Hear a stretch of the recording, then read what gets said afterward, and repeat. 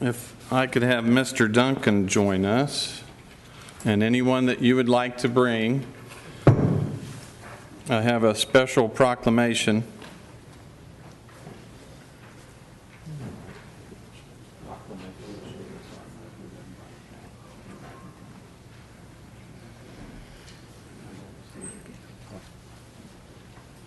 Get me the sheet of proclamations. I need a copy of it up here.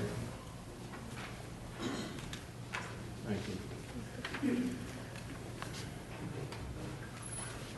Okay. Thank you for being here this morning. Yes, sir. You can have as much time as you want after I read this proclamation. Thank you, sir. I have a proclamation of the City of Wichita, Kansas, founded in 1870. Whereas Veterans Day, November 11th, will occur on a Wednesday this year, allowing all Americans to have a midweek holiday in which to honor the warriors and defenders of freedom, democracy, and the American Commonwealth. And whereas a grateful public desires the opportunity to volunteer and donate to locally to veteran and military service organizations, including the American Legion, VFWs, the Robert J. Dole VA Medical Center, Disabled American Veterans, Kansas Honor Flights, and many other fine organizations that assist this courageous and deserving veterans of all America. And whereas Wichita has a long history of celebrating Veterans Day at public museums, historic sites, park facilities, including Wichita's Veterans Memorial Park, and whereas recognition of all armed forces veterans, including the reserves and National Guard, shows solidarity and commitment to all of those who defend and serve our country. Now therefore be it resolved that I, Jeff Longwell, Mayor of the City of Wichita, along with the Wichita City Council, do hereby proclaim November 11th as Veterans Appreciation Day, and ask residents and businesses to display the American flag and to thank veterans and their families for their service and sacrifice. Herb. Thank you, Mr. Mayor.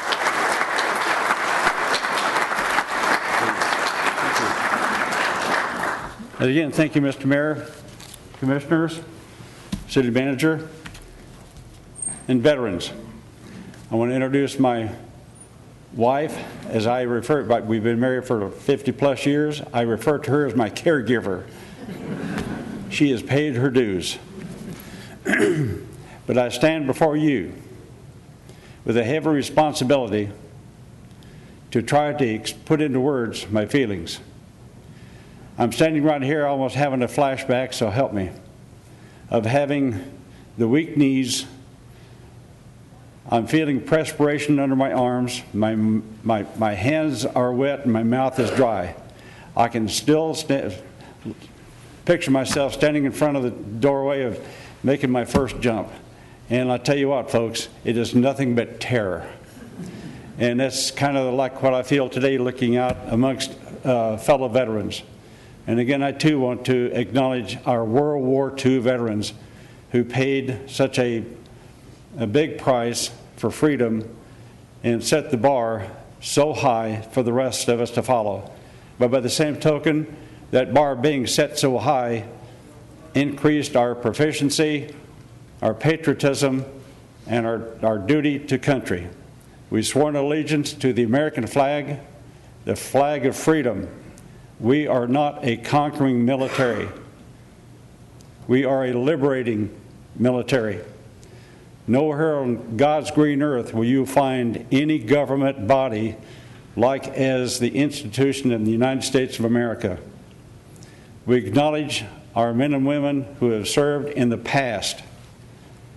But ladies and gentlemen, let us not neglect the men and women who are serving today, the ones who provide the blanket of security that each and every one of you sleep under every night. We do not have to fight on our soil. They're protecting our shores. They're in combat overseas. Many of them will never come home. That is a tragedy. In respect that we can't honor them while they're alive. We can only do it at graveside. When the casket is placed over that grave, and the American flag draped coffin there. And the military come up and present the last honors to honor that veteran that lies before them. Always remember, when you see that American flag, that flag was paid with blood, with sacrifice for our freedom. That's why men and women around the world are dying to get here.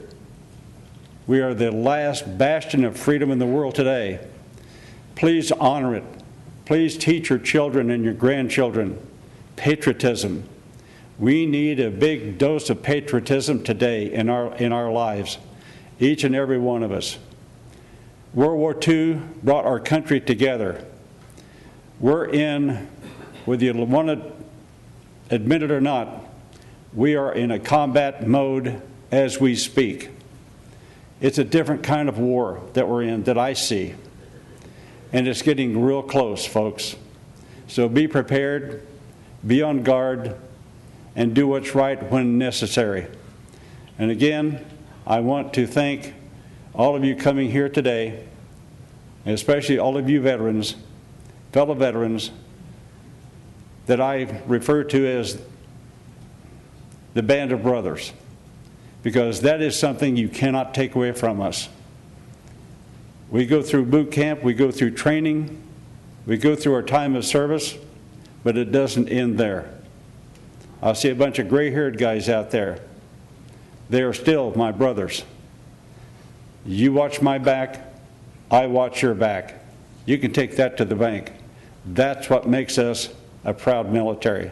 And I accept this proclamation from the City of Wichita to honor you men and women who served our country. And it's a grateful thing for a lot of our veterans. When they came home, they never got anything. They never got a welcome home. They never got a pat on the back or a thank you. So, Mr. Mayor, I do want to thank you for doing this proclamation. Thank you. And the commission for honoring our veterans today. Thank you, sir. Thank you.